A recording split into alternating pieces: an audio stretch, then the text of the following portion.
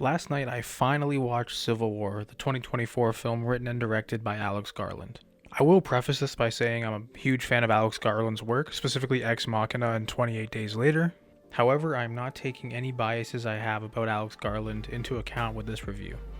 So imagine a world where the US is tearing itself apart with a civil war. We follow Lee, a badass war photographer trying to capture all the chaos before it all crumbles. She ends up with this motley crew, including Jesse, an aspiring photojournalist, Sammy, Lee's mentor, and Joel, a coworker.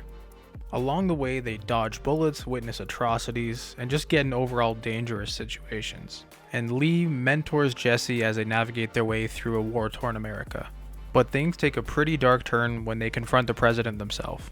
It's a gritty tale on survival, betrayal, and the lengths that people would go for a shot at justice or glory, depending on who you ask. Warning, major spoilers coming up. This movie is a banger and a half. This is my honest review. If you just want a spoiler-free review and thought piece, skip ahead to the timestamp on the screen or check the description. Thanks. The plot. The key story here is that in a near future America, the people are trying to overthrow an authoritarian US government, which is run by an unnamed president currently in their third term, which should already raise some questions. The movie opens with Lee Smith, who's played by Kirsten Dunst, who did an amazing job in this movie, by the way, taking photos of people in New York City trying to get rations of water that are distributed and guarded by the NYPD. Out of nowhere, a random civilian suicide bombs the water tanks and kills dozens of civilians and police alike. Before that happens, Lee's intuition tells her to run for cover, and she grabs Jesse along the way, saving the aspiring photojournalist. After Lee and her colleague Joel regroup, they chat with their mentor and token old guy, Sammy, about their plans to get to Washington, D.C. and interview the president in which would likely be his last moments. Everyone's kind of expecting him to be assassinated at some point in the near future. Sammy detests, but then asks to tag along. Jessie also sneaks her way into this hotel and convinces Joel to let her come too. So the next day, all four of them hit the road from New York City to the capital. On their journey, they run into many different faces of life, including loyalists, ultranationalists, independent fighters, and even a small town running business as usual as if society didn't crumble around them. I won't go too into detail with their interactions with all these people, as I think they're very special moments that really need to be seen. I'd say the most eye-opening one is when the four main characters and two of their colleagues from Hong Kong run into a group of xenophobic militants that seem to just be bloodthirsty towards anyone that isn't American. This whole scene is insanely tense and unnerving, especially when it shows us what these soldiers have been doing with anyone they deem un-American. It's gut-wrenching. Finally, the crew gets to a Western Forces camp in Charlottesville and they prepare to storm Washington, D.C. and take down the president the next day. This is where we get to the climax, the chase for the money shot. All of the press are trying to get a photo of the president's demise and death, having a heavily armed military guide and escort them to the White House. They raid the city and finally get into the building.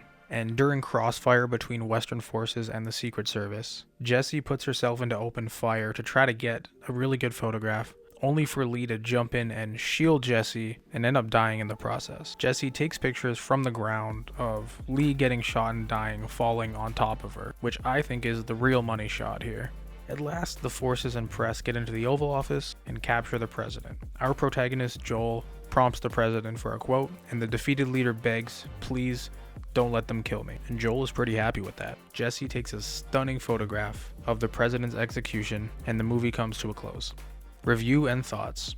This movie is phenomenal. I'm not even American, but this movie really shows what a modern war zone would look like in a first world country. It shows how different members of society would react, such as going into hiding, acting as if nothing ever happened, or arming up and entering the battle. Getting to see all of this unfold from the free media's point of view is definitely a new take that lets you humanize even the most immoral members that are left in society. We actively see how each person becomes jaded to the war and how they proceed to cope and move forward. There's parts of this movie where even Lee, a seasoned war photographer who has seen unfathomable things, starts to break down and reality really sets in. The cinematography was great and mostly in-your-face style, which was shot on a Ronin 4D. Side note, I'm really happy that a prosumer level camera has been used in a production like this. It really shows how far the modern cameras are getting that the average person can go by.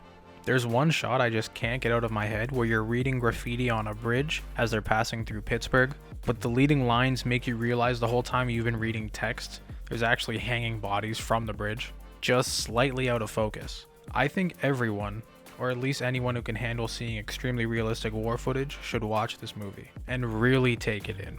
I was really shocked when I saw the reviews for this movie, considering, in my opinion, this is the second best movie to come out this year, just behind Dune 2. This kind of commentary on war and politics is extremely important in this age, and the fact that we get to see it in a narrative film format instead of documentary just makes it approachable and palpable. I will say some parts of this movie are ridiculously loud, but I think it really sells the in-your-face reality that you're looking at. Sure, it's not a blockbuster superhero movie or the most thrilling movie of the year, but it's important. I would like to see this movie shown in schools, such as a high school civics class or even history class, since as we know, history always tends to repeat itself. This movie is not meant to sway your opinion on anything, only to present the story and facts and to let you process it accordingly. This is the true purpose of press. Please go watch this movie and come to your own conclusions on it.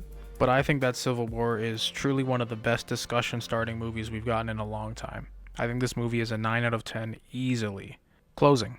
Thank you for making it to the end of the review. I appreciate your time and attention. If you've seen Civil War, drop your opinions in the comments. If you haven't seen it yet, go for it. What are you waiting for? If you enjoyed this commentary, please like the video and subscribe, as I hope to be making many more of these in the future.